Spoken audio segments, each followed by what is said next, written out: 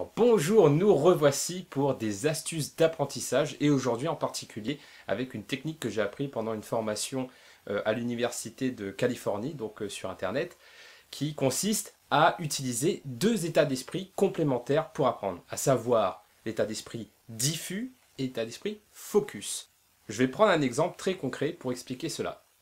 Lorsque vous apprenez une nouvelle compétence, lorsque par exemple vous suivez un programme de formation, vous allez avoir des moments où vous allez être concentré sur la tâche, concentré sur une vidéo, concentré sur une lecture ou concentré sur un exercice. Et pendant ce moment-là, vous allez du coup travailler de manière concentrée, focus sur cette tâche. Donc là, vous allez mobiliser votre état d'esprit focus. Mais si vous le faites pendant plusieurs heures d'affilée, sans respirer, sans souffler, vous allez vous épuiser et ça ne rentrera plus. Vous allez saturer, en fait. Votre cerveau va saturer.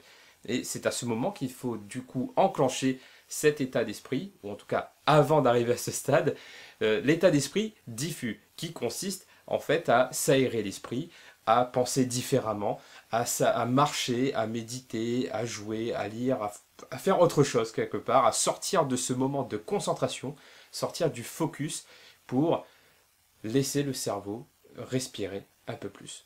Donc vous comprenez, ces deux états d'esprit sont complémentaires pour apprendre, que ce soit développer une nouvelle compétence ou pour apprendre des connaissances, mais c'est aussi très important dans une situation de résolution de problèmes. Donc par exemple, lorsqu'on est entrepreneur, on fait face à plein de problèmes différents tous les jours, et lorsque vous êtes concentré pendant un certain moment sur le problème, vous arrivez à un certain seuil, vous n'avancez plus, vous pataugez, vous patinez, et là vous avez de la frustration, de l'agacement, etc.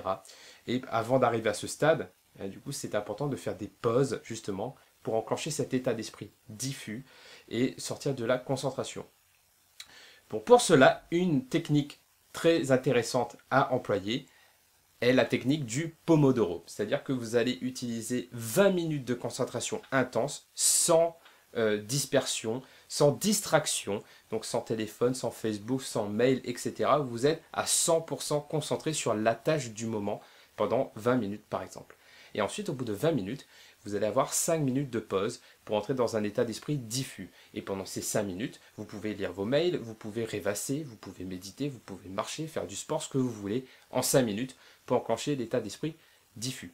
Et ensuite, vous repartez sur du focus avec 20 autres minutes de concentration intense et ainsi de suite, avec bien entendu à un certain moment une vraie pause de 1 heure, par exemple la pause déjeuner ou la pause du soir, etc. Mais vous l'aurez compris, l'idée consiste à naviguer, à du coup aller d'esprit focus à esprit diffus pour justement enclencher ces deux états d'esprit et apprendre plus efficacement. Donc voilà, donc c'était une petite astuce pour aujourd'hui et je vous dis à la semaine prochaine pour une prochaine astuce sur l'apprentissage.